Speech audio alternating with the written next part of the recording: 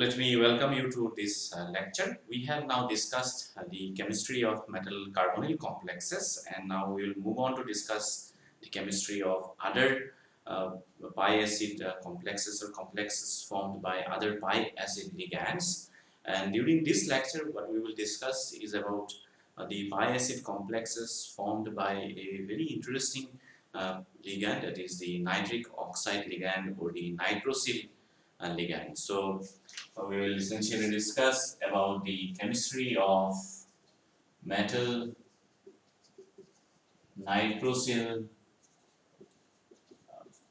complexes during this lecture, and again what we will essentially discuss is the synthesis as well as synthesis of the metal nitrosyl complexes, and we will also discuss about the bonding and structure in these complexes, as well as we will also look into the reactivity of metal nitrosyl complexes. As such, the metal nitrosyl chemistry is less developed than the metal carbonyl chemistry, because preparation of binary metal nitrosyl complexes is difficult due to the difficulty in handling nitric oxide in high pressure as well as in temperature. But before we go and discuss about the preparation, let us have a look at some very important nitrosyl complexes and their applications as well. So, one of the metal nitrosyl complexes that we all are familiar with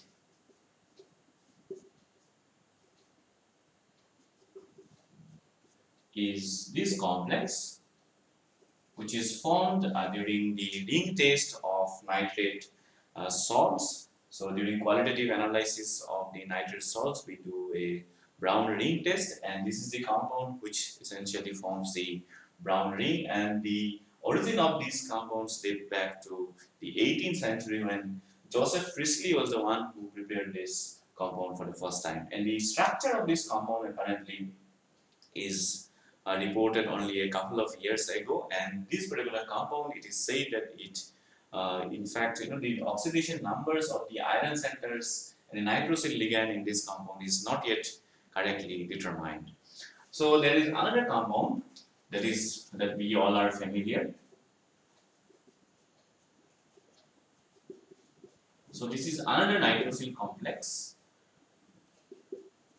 that we all are familiar with, and this is known as sodium nitroprusside complex, and it is also used extensively in qualitative analysis, both in inorganic as well as in organic qualitative analysis. So you detect the presence of sulfide ion by using the sodium nitroprusside reagent, both in inorganic qualitative analysis, as well as you detect the presence of sulfur, element sulfur in organic compounds while doing organic qualitative analysis by using the sodium nitroprusside reagent. This particular compound also has a very important medicinal value because it is used as a vasodilator, that is to reduce blood pressure, and it is a very commonly used vasodilator as such. And the chemistry of nitric oxide has been recently, there is a lot of interest in the chemistry of nitric oxide or complexes formed by nitric oxide, because we have now realized that nitric oxide is a very important neurotransmitter.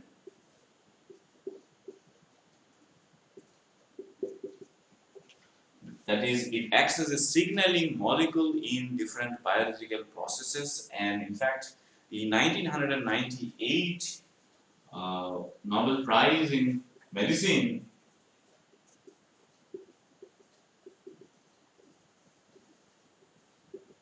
was awarded for the discovery of nitric oxide as a neurotransmitter in important biological and physiological processes, and that is why this compound, the research work in this particular ligand that is nitric oxide or complexes formed by nitric oxide have gained recently a lot of interest. And we will essentially again we will look at all these aspects of the nitric oxide complexes. That's why such complexes, these complexes are of interest to chemists. So let us now look at the methods of preparation of metal nitrosyl complexes. We have already uh, uh, discussed that the preparation of binary metal nitrosyl complexes is a difficult task. If you start with a metal source and then react it with nitric oxide tend to oxidize the metal centers. Also, nitric oxide decomposes at high temperature and pressure, so you cannot really proceed the way you did in case of metal carbonyl complexes. And instead, what you do, you take advantage of the substitution reaction in metal carbonyl complexes. So you take the metal carbonyl complexes as the precursor and then react these with a precursor which provides you nitric oxide to give you the metal nitrosyl complexes containing carbonyl ligands as the ancillary ligands. So you will essentially have heteroleptic metal nitrosyl complexes only. So one can start with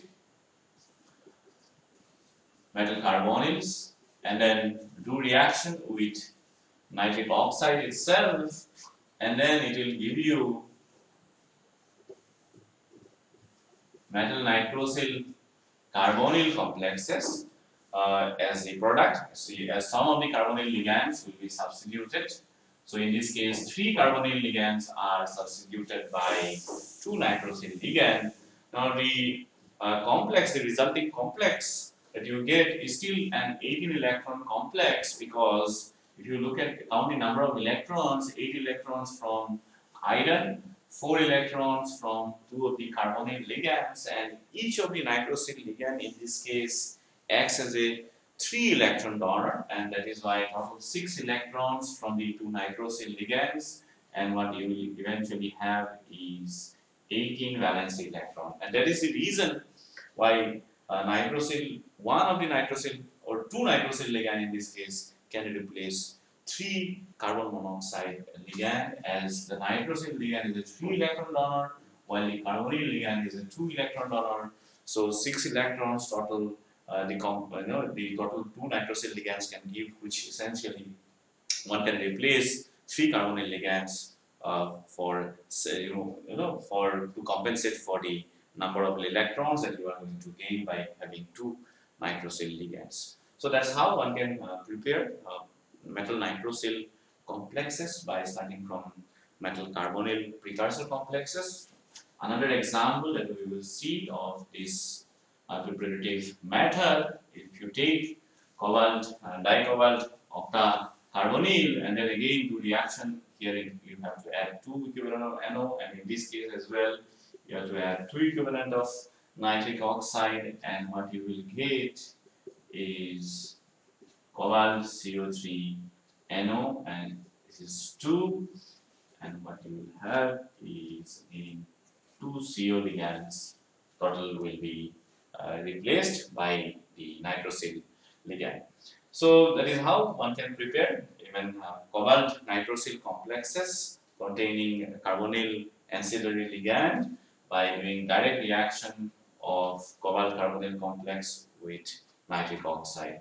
So apart from nitric oxide itself, one can use other precursors as a source of nitric oxide, and one can use nitrosyl halides as the source of nitric oxide. So we can do reaction with metal carbonyl anions. So in this case, MnCO5 negative, and when you do reaction with nitrosyl chloride, then one of the carbonyl ligand is going to be replaced by one NO group that you get from the NOCl, and then the Cl negative and the CO that is substituted are the byproduct in this reaction. So similarly, apart from nitrosyl halides, one can also use nitrosonium salts as the source of nitric oxide. So one example that we can look at is eta 5 cyclopentadienide rhenium CO3. So if you take this complex and do reaction with nitrosonium tetrachloroborate, which is a NO positive salt, BF4 negative, and then you can replace one of the carbonyl ligand by using nitrosyl, and in this case the resulting complex is going to be positively charged like this. So apart from these, one can also use nitrite salts as the source of nitric oxide. So you can see that this cobalt tetracarbonyl negative, and if you do reaction with nitrite salt, NO2 negative, in presence of CO2 in aqueous medium, what you will get is you will substitute one of the carbonyl ligand and produce this cobalt nitrosyl complex along with HCO3 negative as the byproduct. So that is how one can use different complex compounds of nitrogen oxide compounds as the source of nitric oxide to form metal nitrosyl complexes. But in all of these cases, what we have seen is that metal carbonyl complexes are used as precursor complexes for preparation of these metal nitrosyl complexes. So we have seen all different methods of preparation of metal nitrosyl complexes, and now what we will do is we will look at the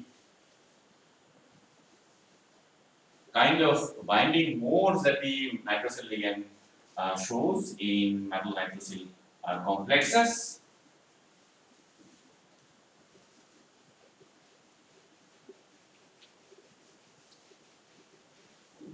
So if you look at the structure of these metal nitrosyl complexes, what we will realize that there are really two different binding modes.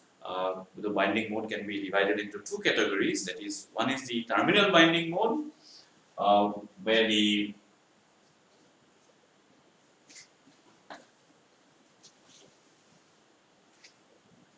NO ligand is bonded to only one metal center, and the other one is the bridging binding mode,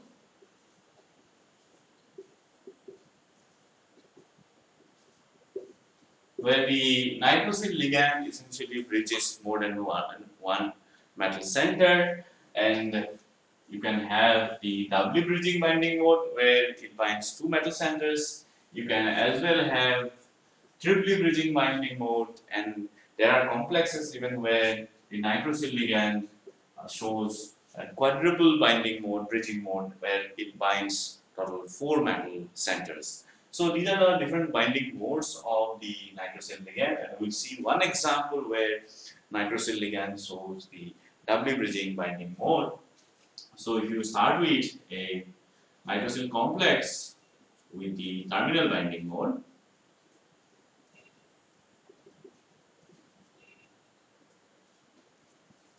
and then do reaction with NaBH4, you will produce a dinuclear chromium nitrosyl complex with bridging nitrosyl ligands, and this will be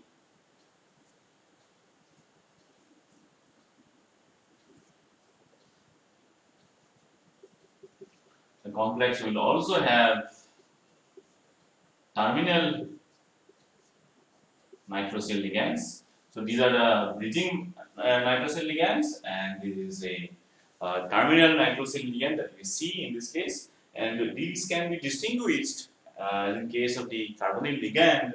Here also we can distinguish the presence of bridging nitrosyl ligand as well as terminal nitrosyl ligand by looking at the the bone stretching frequency of the NO bone in case of the nitrosyl complexes. So for the terminal NO ligand, the NO stretching vibration is in this case is 1672 centimeter inverse, while for the bridging nitrosyl ligand, the NO stretching vibration appears at 1505 centimeter inverse. So just by comparing the NO stretching vibrations, one can essentially tell whether the bridging vibrational mode or the terminal, whether the bridging binding mode or the terminal binding mode of the nitrosyl ligand is present within a given metal nitrosyl complex. So let us now go back to the terminal binding mode in metal nitrosyl complexes, because there are two different terminal binding modes of the nitrosyl ligand in metal nitrosyl complexes. The one is the linear binding mode, which is more commonly observed in metal nitrosyl complexes. So the first one is the linear binding mode, and the second one is the bent binding mode. So in case of the linear binding mode, the binding mode can be expressed in this way, where the angle between the M and O angle is essentially equal to 180 degree. So that is linear. Mode is essentially linear, straight.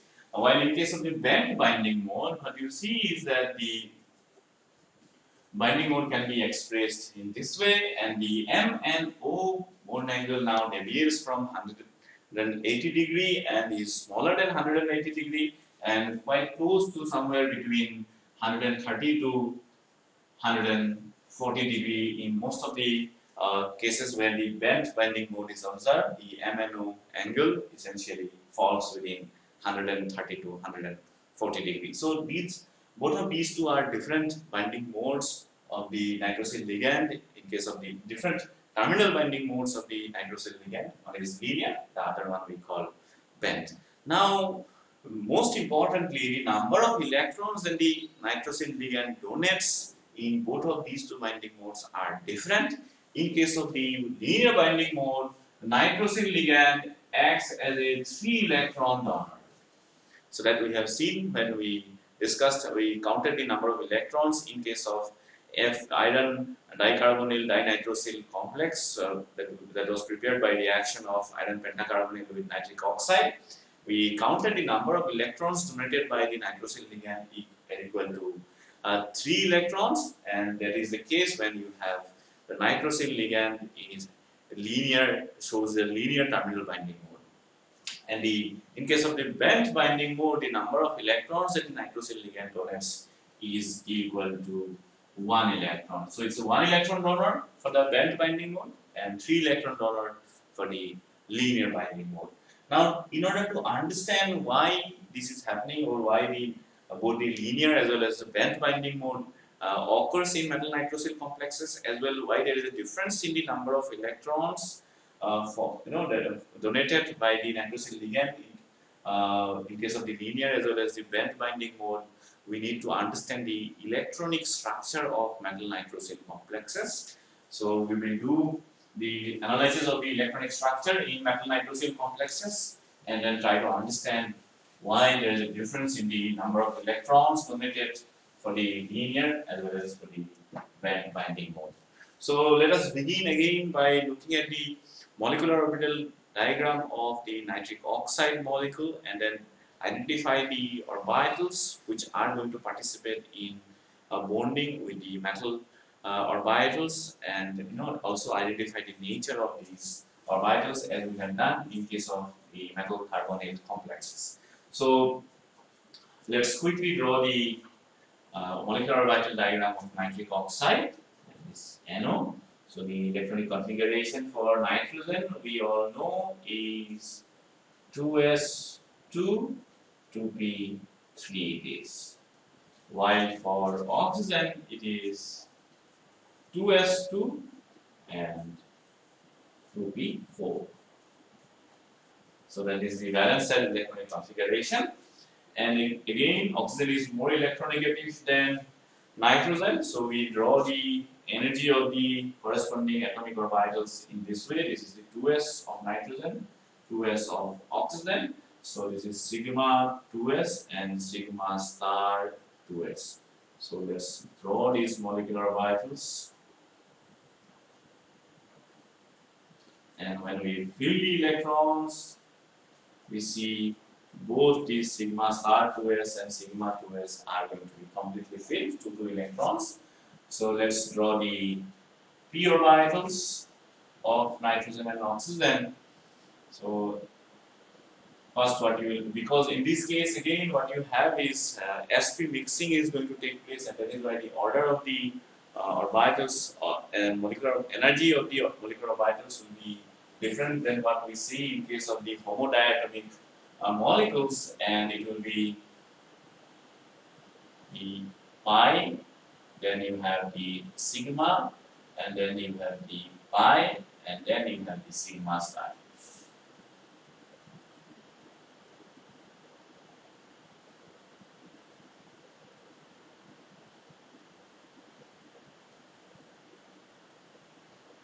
So this is pi to p, this is sigma to p, pi star to p, and sigma star to the molecular orbital. Let's also fill the electrons. That's how the filling of the electrons in the atomic orbitals. So total we have 3 plus 4, 7 electrons we need to fill, and we can fill the molecular orbitals in this way.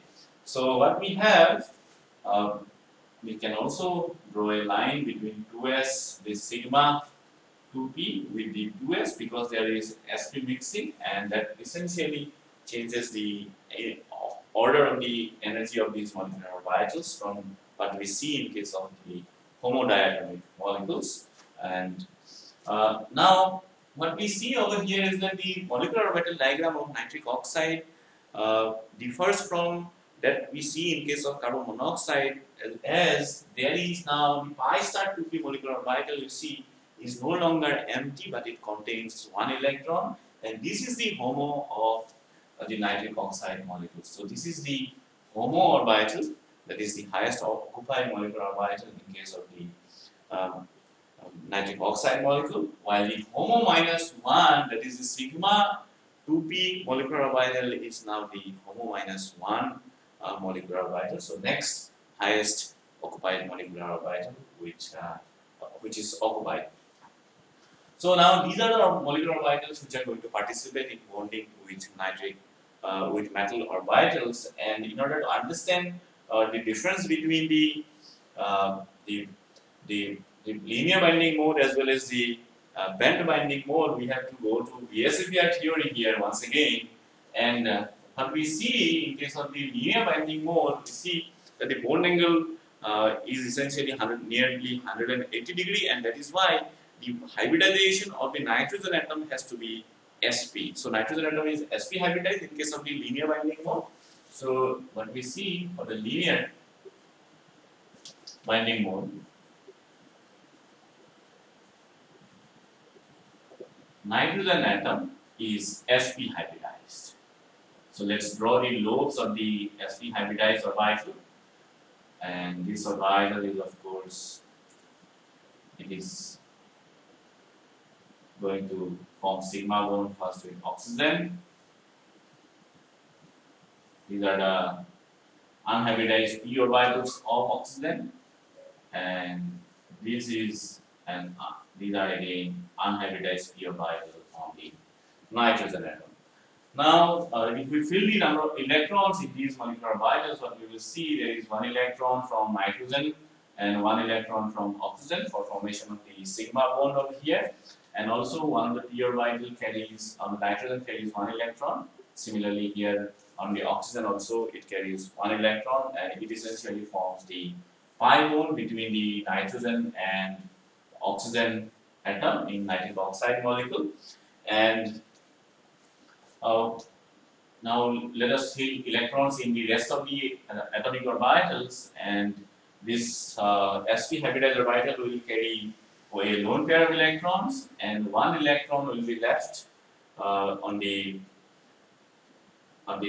what we call the unhybridized p orbital of nitrogen atom. That is total 5 valence electrons of nitrogen we see over here. One is in this sp hybridized orbital, which form the sigma bond with oxygen.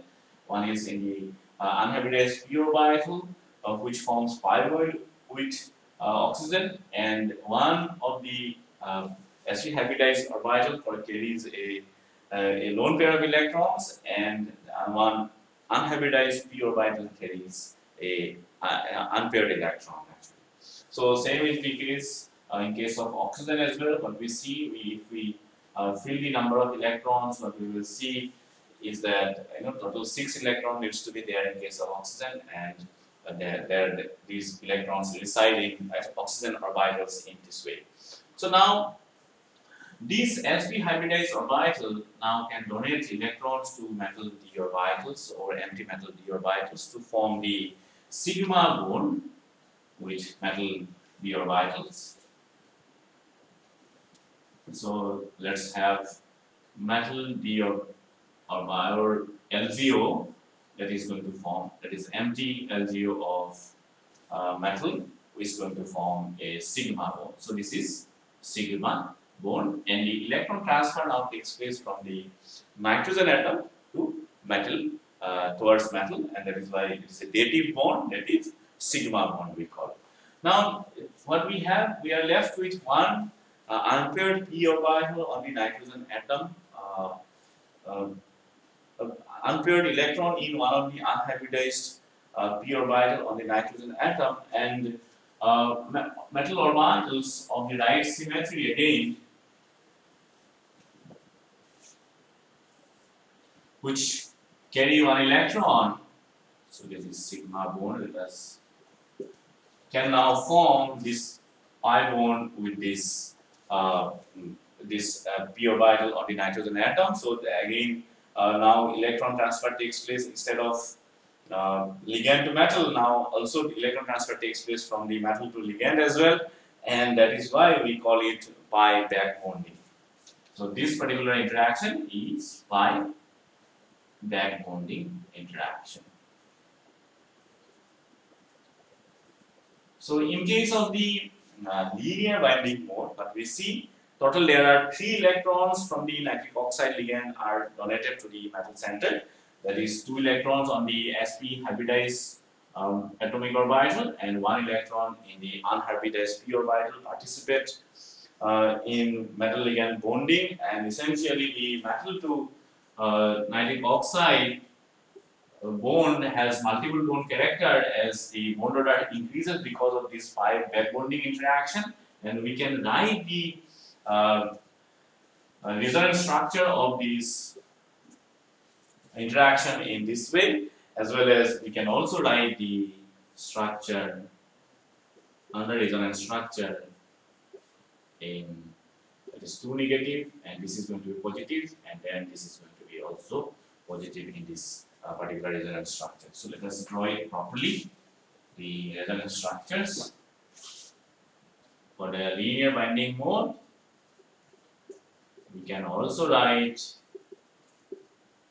in this particular fashion. So what we see is that the bond order between the metal and the nitrogen atom is more than 1 because of the pi back bonding interaction, and also the bond order between nitrogen and oxygen in case of this linear binding mode is somewhere between 2 and 3.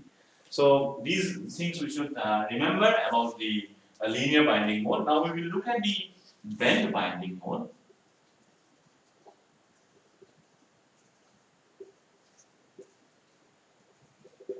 Or we can look at the band binding mode on this side of the board. Okay.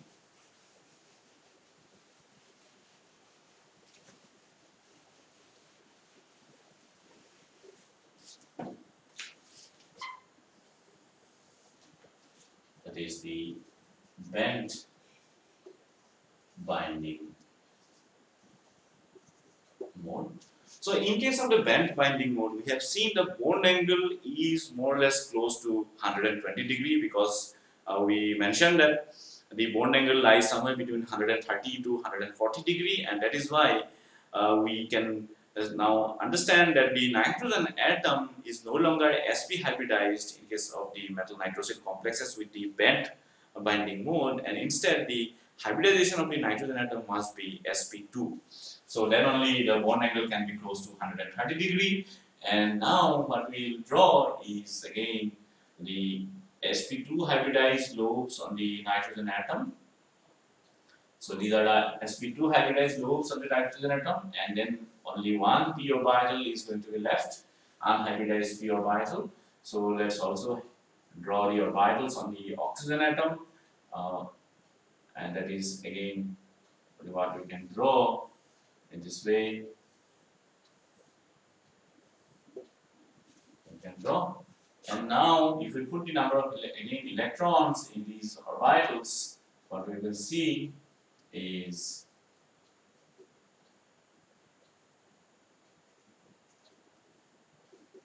total 6 electrons must be there on the oxygen atom and 5 electrons on the nitrogen atom. So now instead, this particular unpaired electron, instead of residing in an unhybridized p orbital, it is now residing in a sp2 hybridized atomic orbital, and the lone pair of electron again resides on one of the sp2 hybridized atomic orbital. Now these particular orbital, sp2 hybridized orbital, can now interact with the metal d orbital or metal ligand group orbital of the right symmetry, this empty metal orbital, and this will essentially form a sigma bond with the metal center now. And these particular lone pair electron on the nitrogen atom will no longer be shared with metals, or it will not participate in bonding with metal orbitals, and they will essentially reside on the nitrogen atom. And that is why now the bond angle you can see is no longer going to be linear, and instead it is going to be bent and close to 120 degree. And that is why in case of the bent binding mode, we can understand now why the number of electrons donated by the nitric oxide ligand is only equal to 1, and as only one, the unpaired electron that resides on the sp2 hybridized orbital is only donated to the metal, and there is no bi bonding in case of the metal between the metal and the nitrogen atom. And now if we again draw the resonance structure for this particular binding mode of nitric oxide with metal centers, what we will see is the binding mode can be expressed in this particular way, where the nitrogen atom carries a lone pair of electrons, while there are two lone pair of electrons in case of the on the oxygen atom. In this case, again here we see that the oxygen atom carries in this case two lone pair of electrons, and for this particular resonance structure, it will have only one lone pair of electrons in this way. So we see that the bond order between the metal and the nitrogen atom is equal to 1 in case of the bent binding mode, and the bond order for nitrogen and oxygen is equal to 2. So the bond order between the metal and nitrogen, as well as bond order for nitrogen and oxygen, both are smaller in case of the bent binding mode than what you see in case of the linear binding mode, and this allows us to distinguish which particular binding mode is present in a particular compound by looking at or by comparing the IR spectra of these compounds, as well as the bond distance between these metal to nitrogen as well as the nitrogen to oxygen. We will see if we can use these bond distances to evaluate whether it is the or the bond angles as well to find out whether the linear binding mode is present or the bent binding mode of the nitric oxide is present. So let us now look at some of the complexes where this bent binding mode as well as the linear binding mode is observed.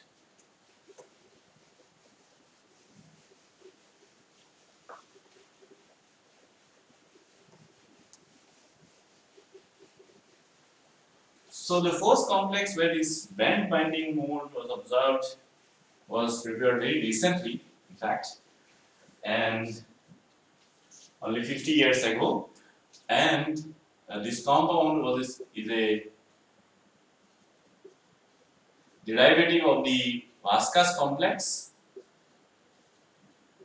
So if you take this and then do reaction with nitrosonium tetrafluoroborate, what you will have, this particular compound is square planar structure, and what you will have is a square pyramidal iridium complex.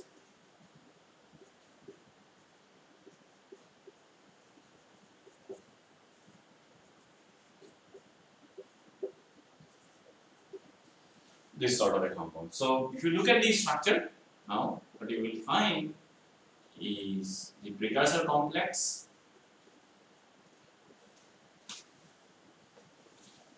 has a square planar geometry.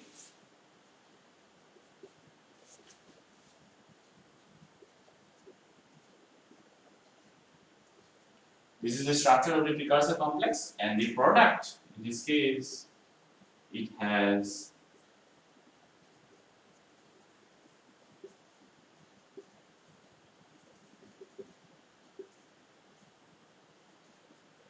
this sort of a square pyramidal geometry, and the bond angle, that is iridium nitrogen oxygen bond angle, this particular bond angle is equal to 124 degree, which is very close to 120 degree, and that is why we see the what we call the bent binding mode in this case, and the bond distance for the iridium nitrogen bond distance is 198 picometer in this case, while the nitrogen oxygen bond distance is 117 picometer.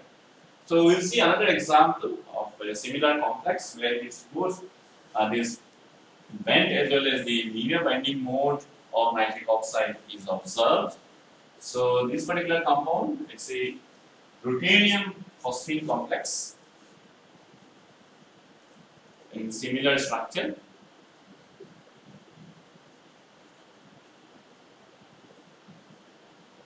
Cl, but instead of carbonyl ligand, here nitric oxide ligand with linear binding mode is present, and there is another nitric oxide ligand with bent binding mode. So the bond distance or the bond angle in this case, the bond distance for the nitric oxide in this case is 117 picometer, and this is 116 picometer, while this particular bond distance is 185.9 picometer, and this is 173.8 picometer.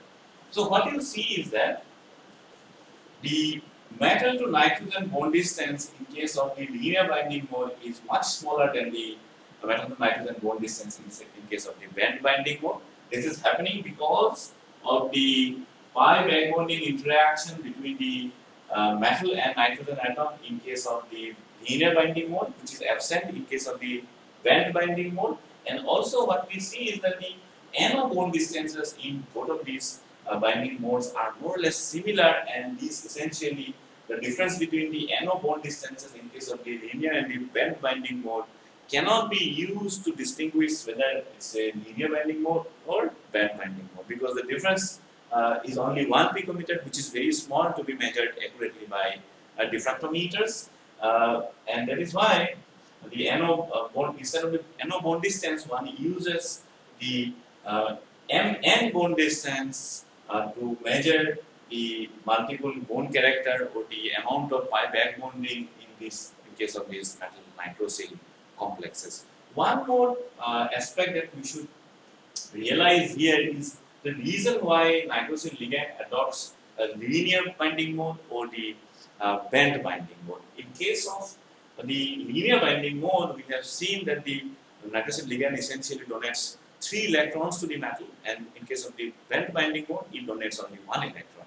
So for metals which are electron deficient, for those cases, the linear binding mode is going to be preferred, while for metals which are electron rich, in those cases or which do not have empty orbitals to accept 3 electrons from the nitric oxide ligand, in those cases the bent binding mode is going to be preferred, and in the lone pair of electrons or the pair of electrons which lies on this sp2 hybridized orbital of the nitrogen atom will essentially be localized on the nitrogen atom itself, so that the bond angle will be equal to nearly 120 degree in those cases. So electron-rich systems, metals prefers bent binding mode, while electron-deficient system prefers the linear binding mode. And this ruthenium complex is an example where both these both the linear as well as the bent binding mode is observed, and this is a very rare example of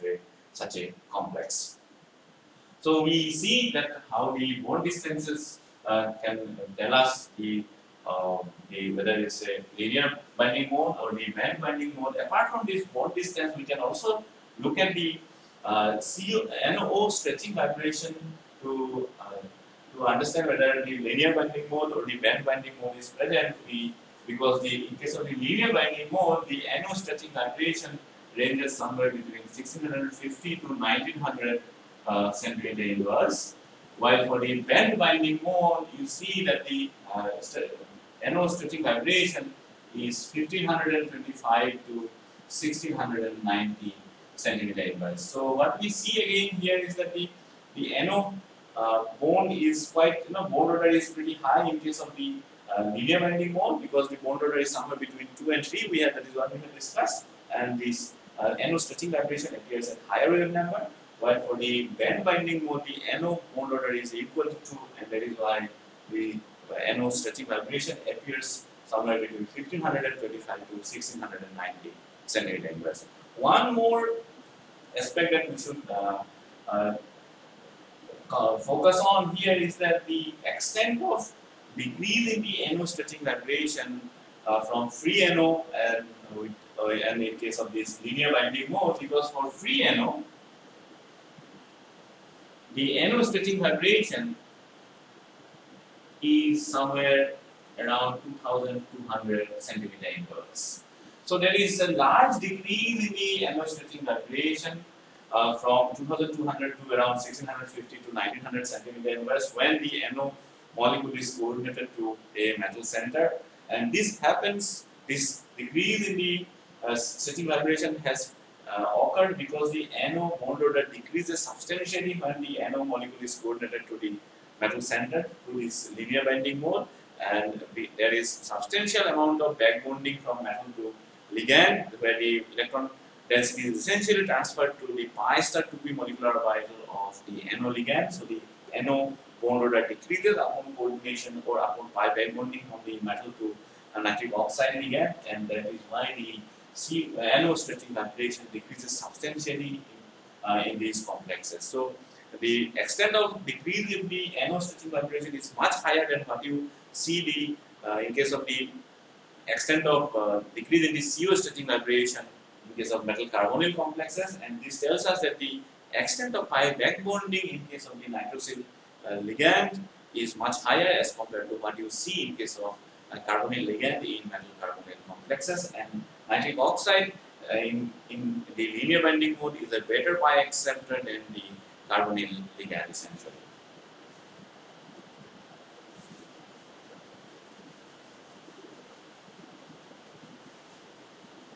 So the one last example we will see where one can use the stereochemistry of the metal to change the electronic structure of the nitric oxide ligand. So if we take a complex that is a cobalt complex with diarsine ligand,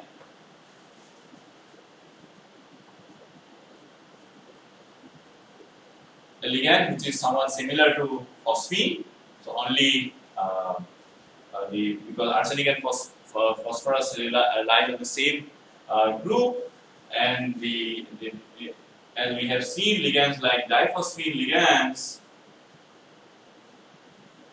So instead of phosphorus, if we put arsenic, we'll have diarsine ligand like this. So like the diphosphine ligand or phosphine ligands, they are 2 electron donors. Each of the arsenic can donate 2 electrons, so total 4 electrons can be donated by this diarsine ligand.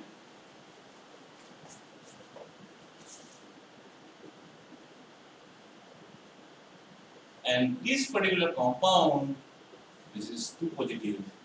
If you count the number of electrons in this compound, that is 9 electrons from cobalt and 4 electrons each from this diarsine ligand, so total 8 electrons from the diarsine ligands.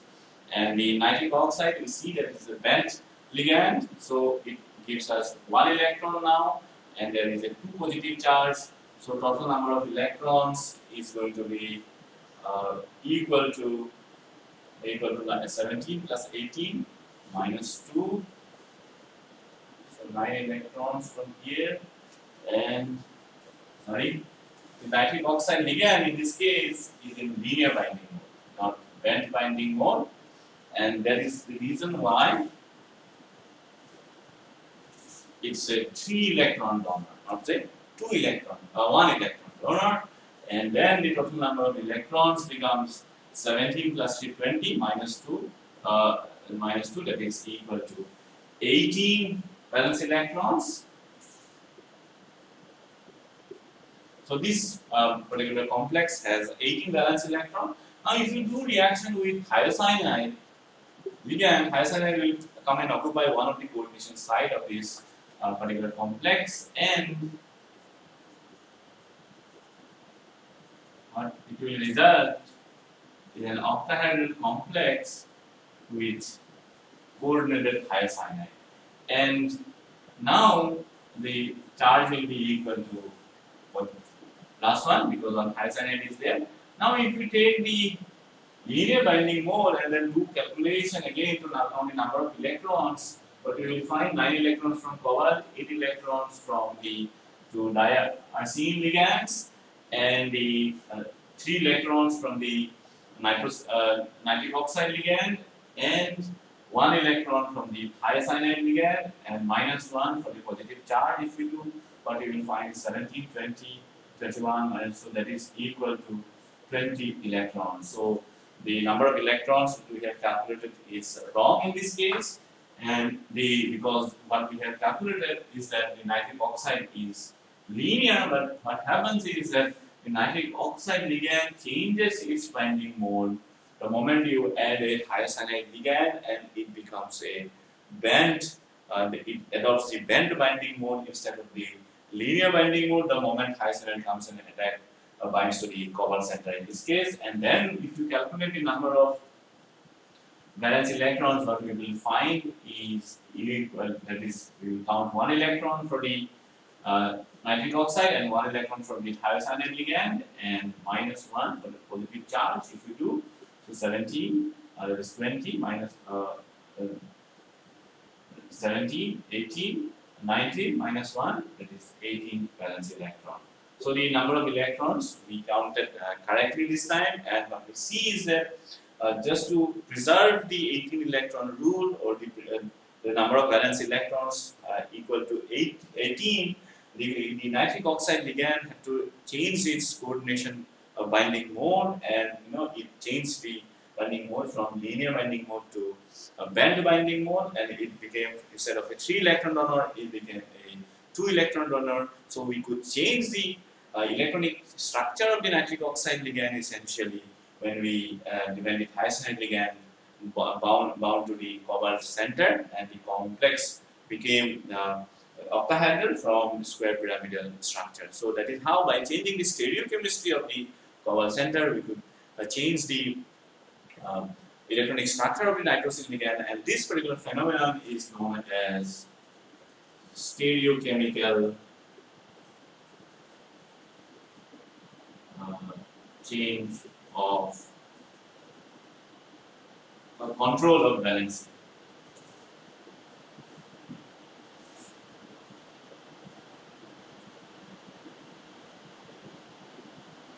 So this essentially brings us to the end of this lecture. What we have learned during this lecture is we discussed the synthetic preparations, synthetic methods for preparation of different metal nitrosyl complexes, and we realized that for these complexes, one has to start with metal carbonyl complex as the precursor, and then do substitution reaction by using different precursors for the nitric oxide ligand. And then we discussed about the binding modes, different binding modes of the nitrosyl ligand, and we understood why the nitric oxide ligand essentially acts as a 3 electron donor in some cases, while it also can act as a 1 electron donor in some of the cases. And for the 3 electron donor case, we saw that it adopts a linear binding mode, while it acts as a 1 electron donor in case of the bent binding mode. We looked at the different orbitals which are involved in case of the linear binding mode as well as in case of the band binding mode, and we saw that in case of the linear binding mode there is metal to ligand pi back bonding, which is absent in case of the binding mode, and that is the reason why the metal to nitrogen bond order is higher in case of the linear binding mode as compared to what you see in case of the band binding mode. And this is visible in terms of the bond distances, that is the metal to nitrogen bond distance in case of the linear binding mode is shorter than what you see in case of the band binding mode. And we have also seen that we can distinguish these binding modes by using IR spectroscopy as well, as the IR stretching vibration of the NO bond are different in case of the linear as well as the band binding mode. And finally, what we have seen is that one can use the stereochemistry of the metal center to change the binding mode of the nitrosyl ligand, and that is, when for the cobalt complex we have seen that when we change the geometry from square pyramidal to octahedral, or we change the number of ligands, then we could change the binding mode of the nitric oxide ligand. So with this, let me conclude this lecture, and I thank you for being with me during this lecture.